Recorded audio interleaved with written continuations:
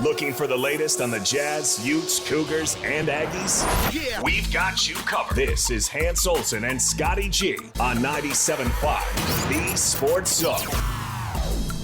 Hans and Scotty, 97.5, the KSL Sports Zone. Remember, coming up tomorrow, we'll be hanging out with Tim and the crew at RGS. Make sure to stop by. Remember, RGS, whether it's rain gutters or complete overhaul to the exterior of your home, you are good to go. It's Tim and the crew at RGS. All right, joining us now.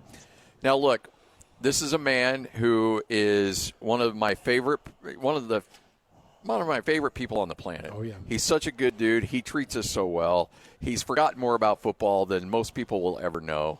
He's just a good human being. It's Will Snowden. Hi, Will. What a day. Yet he's the second best Snowden in the room currently.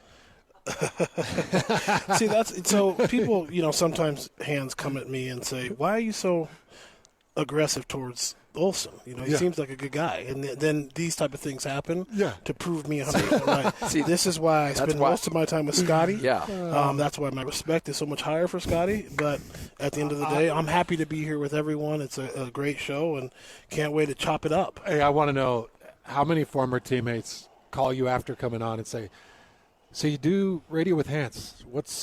Why? Is there a few? It's more than I would like to get into, but at the end of the day, you're still very strong and a violent man. Yes, So most of us have grown up. The guys that we play with have grown up, and you are still grabbing people, throwing them to the ground, breaking ribs. Well, see, I'll tell you that comes with a problem because none of them have ever said to my face, "I don't like you." But I got to imagine after the interview, Tim McTire calls and is like, he's a clown. Hans, the guys don't like you. He's a dope. Have you heard this story? Which one? Gordon Monson called me once, and I picked up the phone. I'm like, what's up, Gordon? And this is how he answered, because there was some trouble brewing at the station. He said, Hans, the guys at the station don't like you. And you said it wasn't quite like that. But. It was exactly like that. And I said, well, Gordon, let's have it out, man. What's the problem? They don't like you. He's like, how much time do you have? Hey, speaking of Tim McTire, he jumps in the market. He comes back to Utah. It's just a matter of time. This guy, he goes and wins a state championship with Orem, right? Year one. In year one, he goes and wins a state championship in Orem. And I know it took him a while to work his way back into coaching, but he's up and coming, isn't he? Well, he is. Tim had been coaching quite a while. He had coached he was at Grambling, I think. So he was at that league, and then he was a head coach in California, kind of doing a lot of different things. But it's great to have him in the state. I know the boys at Orem love him. And Hans, actually, one person does love you who's listening. It's Jason Walker. Just sent me a text, and he said, I do like Hans, and he didn't say he loved you. He said he liked you. He didn't want to go too far. Okay, but he does like you. But that's because I've bought 3 boats from him, and I paid full price. Yeah, he knows how to do it. Yeah. But here's the classic. Have I told you the Jason Walker story, Scotty? No. And Will, you probably know this or remember this. Who was our safeties coach? Barry Lamb. Barry Lamb, yeah. Okay. This was my introduction to BYU football. And I know Jason will remember this story. I'm on the sideline. It's the first week of practice. It's the first week of pads. I'm this idiot kid from Weiser, and I think I'm tougher than everybody. And I'm standing on the sideline, waiting for the coaches to put me in. And off the field is running this dude. He's built like a horse from the safety position, and he's holding his pinky up. And the tip of his pinky is a complete blood blister. He had just smashed it between 2 helmets. And he runs over to Coach Lamb, and he's like, Coach, this is not good. And I'm not even exaggerating. Coach Lamb grabs his hand, puts the finger in his tooth, bites open the blood blister, blood squirts across. No, this is not true. If Jason needs to call in and verify that, blood squirts across Barry Lamb's face. Jason is watching his finger in Barry's teeth. pulls his finger back and was like, looks at it, and the top of the finger is kind of pulled back. And he's like, all right, and runs back onto the field. And I was like, oh, okay, welcome to college football. Here we go. Yeah, a little bit different. And Barry, at that time when we were at Brigham, and that defensive staff, they didn't mess around much. The only one that really Ramage had a little bit of sense, who coached you. He wasn't as mean as some of them, but he was an old, angry guy. Yeah. But Barry Lamb, that was a frightening man, and he coached hard. Him and Schmidt, those guys were serious football men, and they didn't have time for anything soft. Yeah. Soft was not going to go far with them, and I had to learn it the hard way too. A lot of hard lessons learned as you get to college football, and you're looking and you really think you want the smoke, and then you realize that you're not really a fireman. You're still a pup, and you jump in there. You're running to the right, you're running to the left, you're running everywhere but where you're supposed to be running.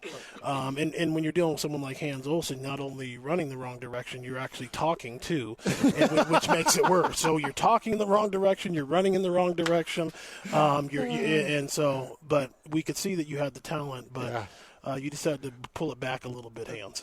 It took a while. Hey, speaking of the defensive backfield, first of all, is Demario Warren the right guy? Without a doubt. And second of all, just speaking of our old coaches and tough guys, do you think that they've called Brian Mitchell? I don't know if they called Brian. I mean, Brian is, he's been out for a while. I talk to Brian all the time. He recruits. He's been, obviously, Smith was just in the portal, and some of my other guys were in the portal. And so I talked with him quite a bit, and he didn't bring up that they went after him. I think the reality is they knew who they wanted. They definitely wanted Demario. He's one of the better young coaches in the country. He has a lot of experience. He was successful at Southern Utah for a while, and that's not the easiest program to be successful at. And then he's done great things with Boise. Won a lot of games. Took them was a big part of them going to the playoff last year with what he's able to do with the back end. If you watch what his back end did this year at Boise, it's high level play. So was he there with Popinga before Popinga? Popinga, yes. Oh. So you have that connection. Okay, yes. so they were together in Boise. And he lived in Utah a long time, so it made a lot of sense. I was also hoping that they would look at Brandon Bradley. Brandon Bradley, who played at BYU, he's in the recruiting department right now. He's an exceptional DB guy. He was training a lot of guys here in the state with my son, Dre. I have a lot of respect for Brandon. He does a great job at what he does. So I was hoping they would look at him too. And that safety spot has not been announced yet, who the safety coach is going to be. Maybe they'll stay inside and go after Brandon Bradley, who has the ability to do that as well. But as far as Demario, it's a home run. It's actually you couldn't get any better. Losing Gennaro Guilford is devastating because he played there, understands it, is such an exceptional recruiter and developer of talent. But he's able to create relationships with players that really do last a lifetime. But I do believe that Demario will do the same exact thing. But whenever you lose Gennaro, it's a big loss. That's probably the hardest loss that BYU has had, losing Guilford, just because of his experience with the program, 10 years plus. And he's had a lot of success with his DBs. He really has. Multiple guys in the NFL. Looks like the guys that he had brought in that have been playing have played at a very high level. Excuse me. So I expect them to move forward well on the back end play. Interesting to see how Popinga can coordinates the defense, how much is going to stay the same. I do think for you'll see a lot of new fronts that will be interesting to you, Hans, as a trench guy. Like I spend a lot of time trying to understand everything about the game. Oh, yeah. I love the trench. Jay and Gary's tweaked fronts were ridiculous. Yeah, they're ridiculous. I mean, it's ridiculous what they do. And so Popinga is the person that everyone needs to have a magnifying glass on. That's the reality of it. Can he, it's kind of tough to step in after, Jay Hill. It's like someone just like the gentleman down at Utah coming in after Morgan Scalley is not easy. But, I'm going to tell you the truth on this. Say it. I have not coached college football. If I got a call from BYU and they said, Hans, come be our defensive coordinator, I would sign up for free because I've got Gary Anderson right there next to me. And I know, I don't know a lot, but this guy knows everything. And if I can just be his puppet, I'll be his puppet. Without a doubt. And one of the things, Hans, I'm glad you brought that up. A lot of people forget who Gary Anderson is in this whole scheme of Utah defense. When I say Utah defense, I mean the state of Utah. I mean the University of Utah. I mean Brigham Young. Everywhere he's been, Utah State. Yep. Gary Anderson is one of the more respected coaches in the world, and there's not a better brain in the business.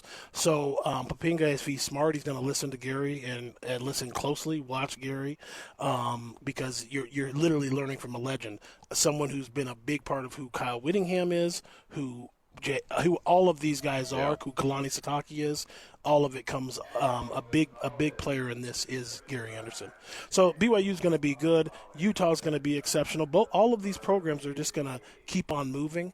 Obviously, I'm excited to talk about all of this movement and what it means for the state. We've been on my wife and I and Smith have been kind of on a world tour the last week. We were can't even imagine. Yeah, I mean places, being at Notre Dame, being at Michigan, being at BYU, being at Oregon, being at Colorado. We were supposed to be at Ohio State. We were supposed to be at Georgia. Could have been at Florida, Ole Miss. You learn a lot and learn a lot about the business. Can you tell people what it's like to be the parents of the number one cover corner that's in the portal? What's that journey like? It's quite stressful, to be honest. I mean, for me, being a football guy, this is what I do, Hans. This is what I do. So I talk football all day, every day. I watch film all day, every day, and I chase coaches all day, every day. It's you see how gray I am and how gray you're not. Yeah. I know it's affecting my life because I'm obsessed with it, but more importantly, I care about the kids. I want them to accomplish the goals that they have.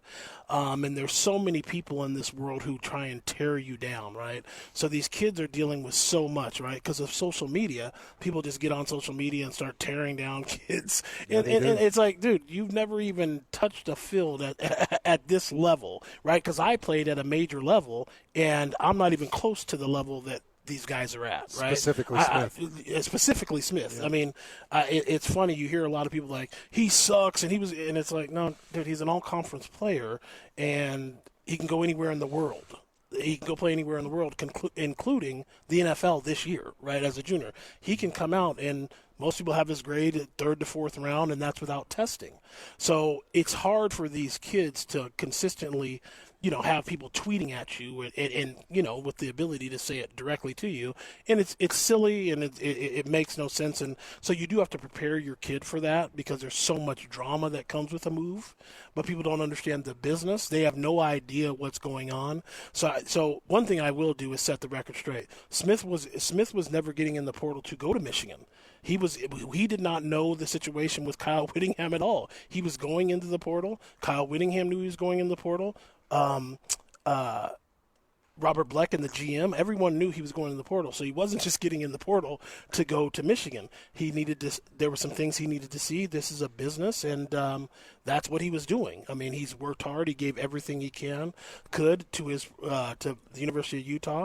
Loves the University of Utah. He will be a Ute no matter what, for life, right? He's actually put his blood on the field. He's played hurt. He did everything that you would ask your player to do, but he made a decision to move on and test the waters. And this was a very hard decision for Smith. It's tough to be, everyone wants to be a top guy until you are a top guy, and you have to make big boy decisions that are hard to make. And you have a mom who loves you, who's concerned about certain things, a father that loves you, and a father who's working with other kids that he has that are priorities to him as well.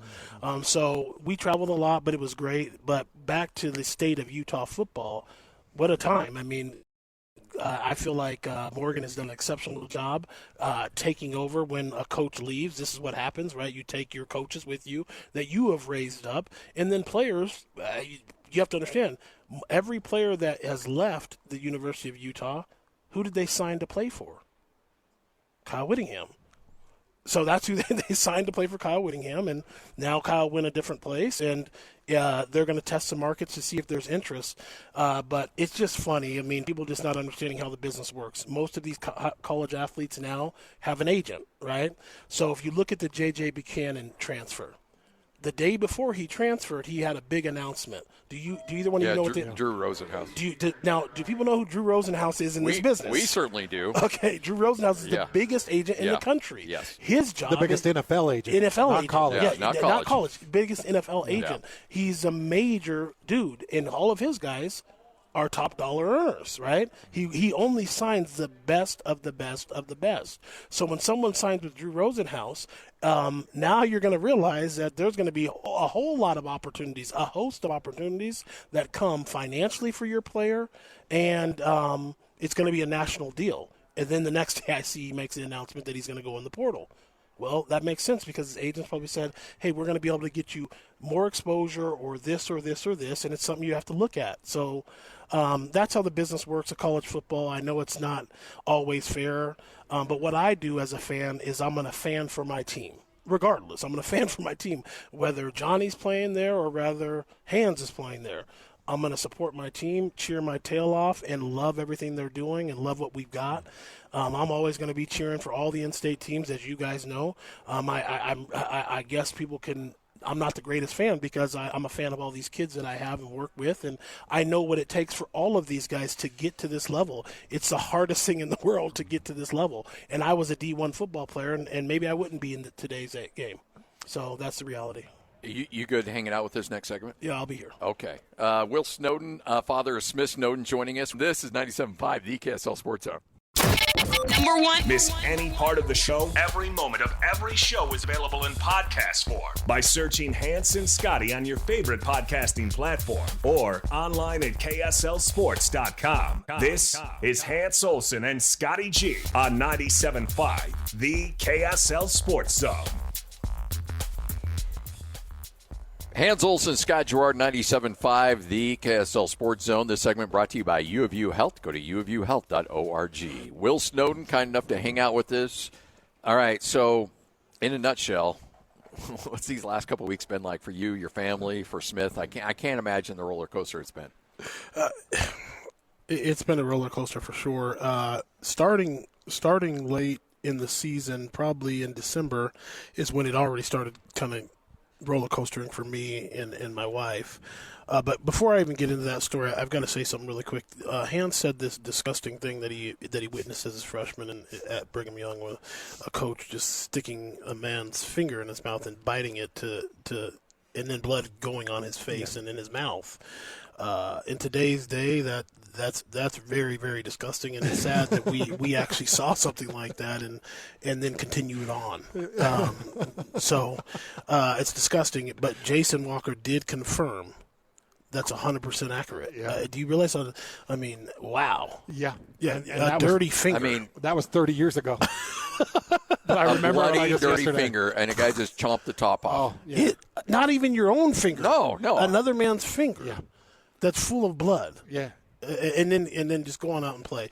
I'm still queasy from it, but this is what I'll say. It's disgusting, but it was very true.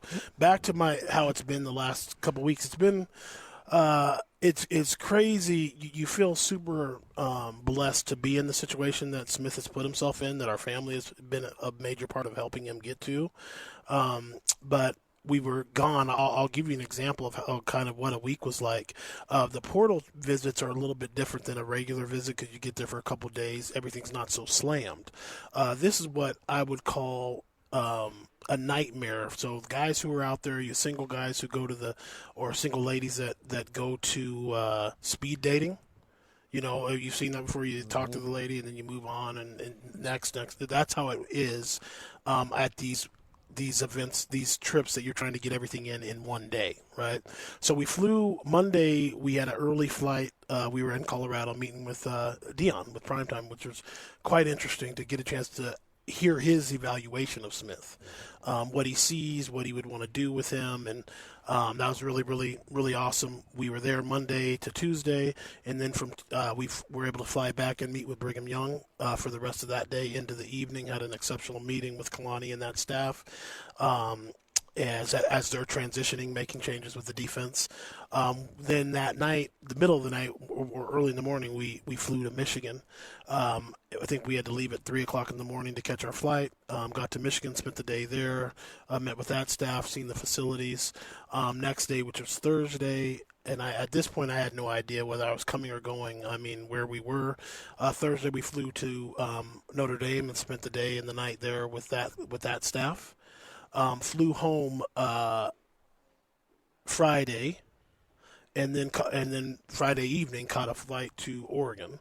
And Oregon was playing that night, so they played, they lost, and then we started at 8 o'clock in the morning with that staff. They were going on literally no sleep because they flew home, got home at 4:30, 5 o'clock, and lost royally. It wasn't good. It wasn't good. But the professionalism of that staff, how they were prepared for us, was absolutely ridiculous, to be honest, how they were prepared. So they did a great job, spent the day there, and then was able to come back Sunday and slow down as other people, went to the dead period, and other people still trying to get Smith to come out leaving tomorrow, and we're just like, no, we're good. And so we had a lot of family time, quiet time, prayer time to kind of identify what Smith wanted to do, what was the best option for him and position for him, and he made the decision with Michigan yesterday. And now it's let's get your kid all the way across the country. Smith's really still young. He's only 20 years old, so he's young. He's one of those smart kids who did well in school his whole life, worked hard at it, and we was a little bit nervous of if he'd be able to get into Michigan because he is a true junior, but because of some things that he's done academically, it worked out for him to be able to get in. So that was a blessing, and the rest is history. But probably a billion calls. I bet you. As far as just not, and it's not only just my son because the portal's going crazy. I have a lot of kids in it. I was probably on the phone maybe 12 to 14 hours a day. Wow. So, I mean, it literally is not only with your kids, but with coaches. With my kids, coaches, and all of that. It was really, really crazy. So it's exciting, but college football, as you guys all know, is a big business, but I'm extremely excited about the state of Utah football, the state of Utah. I think Utah State and Bronco are doing some really exciting things. I think they signed a big-time quarterback, and I think that you guys know how high I am on Hillstead. I think in a nice offense, it's going to be one of those offenses that was a little bit like the Texas State what's that Texas State, I think? Eric Morris was the head coach. He's now at Oklahoma State. Regardless, he's one of the better OC offensive minds in the country. You all know what Anai does. He likes to let it rip, and Hillstead can throw it with anyone in the country. So I expect that team to be really, really fun to watch. Obviously, Utah getting back their quarterbacks. I'll say quarterbacks with both of those guys coming back. That gives them a pretty bright future. And then you move on to BYU, and they really didn't lose anything major for as far as their starters. And you're bringing back Bear Bachmeier, who is arguably one of the best young quarterbacks in the country. You keep your staff pretty much together. I mean, offensively, defensively, you keep Papinga, who has tons of continuity. You keep the continuity of the team and the belief, and then whenever you have Kalani there, it's going to be great football. So I think the state really killed it. You lost players, but you're going to lose players every year.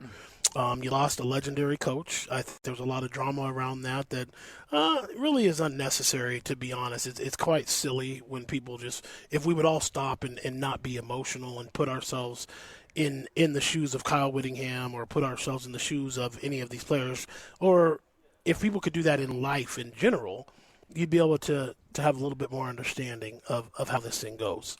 Kyle Whittingham is a warrior for the state. He's the greatest coach we ever coached at the University of Utah.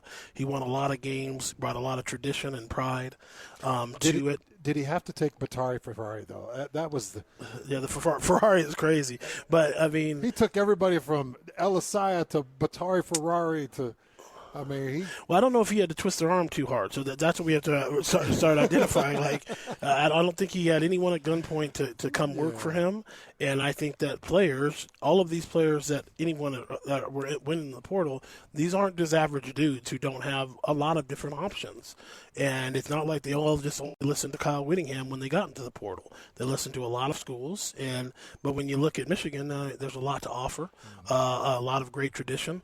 And then when it's being led by a strong leader, it's quite hard to say no to. It's exciting. How hard is it, as a dad, and your wife is here as well, how hard is it to let him make that decision? I mean, you want to be there, you want to support and give advice, but ultimately it's his call. And how hard is it to say, okay, you know what, I'm going to get you to that point, but ultimately you're going to be the one that has to make the decision? Yeah, it's really hard for me. Right, because when you look at our family history, it's been a lot of football, but it starts well before me with my father. Played for the then Redskins and back in the day. My brother, who was with the Broncos and the Toronto Argonauts, and myself, who played Division I football. His oldest brother, who's a big time DB trainer and played college football. His middle brother, who's his next older brother, who played college football. It's been our life, and then with me working in the field, I have ideas that I think that I'm trying to get him to listen to, and he does a good job because I do manage him. So it's this fine line of management and fathering, and so as a manager, as someone who's handling his business part, I have to step back and I kind of just manage him like I manage any of my players. I tell them my thoughts, I bring opportunities for them, and say this is what I think. But ultimately, it's your decision. I'm going to support it 100%. And we'll look at the numbers, the contracts, and everything else that comes with this. And, Smith's a smart kid. He's a prayerful kid. He's not going to just make any silly decision. His mom's done a great job with him. So it's been pretty simple. It's that simple. So, Will, I know you do manage a lot of kids, and we had Coach Sanford on with us earlier. And Coach Sanford was like, look, most high schoolers now, you may just benefit from D2 and getting the film. So as you're managing these kids, and it's just getting harder and harder to see high schoolers getting a D1 FBS offer. It's not happening. It's not. So as you're managing so much talent in the state with alpha recruits, what is your advice to these kids that are not getting D1 offers? Yeah, so my advice is, number one, is just stop and think. Like, you need to stop and think. You have right now, I think there's over 10,000 players in the portal. I mean, the number was ridiculous. That's what Mike said. He said 11,000. Yeah. Last I checked, it was 10,830 or something. Mm-hmm. It's a lot, right? Now, as a college guy, that's an insane number. It's an insane number. So, as a college coach, in their defense, what would I rather have? A kid who's 17 years old, 18 years old, or a guy who redshirted, has been eating at a college for 3 year, lifting in a college for 3 years, practicing in a college for 3 years, or would I want a kid who won a state championship that at the 4A level? It doesn't even compare. So the reality is, what you want, these coaches want a finished product, and that's what they're looking for, is a finished product. And a lot of these college guys deliver that. They deliver the maturity. So I'm trying to get my kids to understand there's high-level football everywhere. Give you an example. I work with Micah Harper. Yeah. Micah Harper just was a freshman All-American at Brigham Young University. He bought a car from here. He bought a car from Working here. with Tyler. Yeah, That's yeah. awesome. But he's a freshman All-American. Things don't go great at BYU. He had some injuries, some issues. We transfer him to Montana. Has a great season, one of the highest PFF players in the country this year. And now he's on his way to, I can give you an example. He's on his way to Duke this weekend. Arkansas this weekend, has multiple major D1 offers from one season at Montana. Now, just shutting down everything. And now he has to humble himself, because I'm a Brigham Young All-American. A lot of these kids and families alone don't want to understand that. You can still get there, but you have to take a detour. There's a lot of ways to get to your house. I can get to your house. I've been to your house. Yeah. I can go several different ways to get there. It might not be the fastest, but I can still get there, and that's what I'm trying to get kids to understand and families to understand. But with the lights, with those big bright lights, sometimes it's hard to just walk away. So I really suggest every single player, if I'm a freshman, if I'm going to be a freshman, I'm trying to go to a level that I can play right away. Because even if you go to an FBS school, if you aren't playing quickly, they're saying someone else is knocking who's already been playing. Well, that was that's the deal. Of the 10,830 that are in the portal, how many are forced there? A lot, probably 70%. Really? Wow. Yeah, about 70%, and that's another thing. And then us as fans, we're like, "This is malarkey. What's going?" Dude, you have no idea what's going on. They're telling you like it's not an opportunity for you here. We want to upgrade, and we're going to go in the portal and upgrade you. And good luck, son. Yep. I mean, it works both ways. It works majorly both ways. Are they still, because early portal times they were still like, hey, we're asking you to go into the portal, but the option is you can't stay and finish your schooling here. We'll pay for your schooling.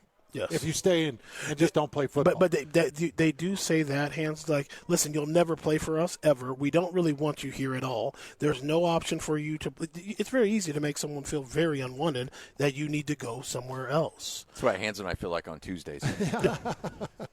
Tyler's looking at us like, I don't even know why they're here. Like, get these guys out of here. Hey, we got to take a quick break. Come back. We'll wrap things up with Will Snowden. We're live here at Tim Daly Nissan Southtown. This is 97.5, the EKSL Sports Zone.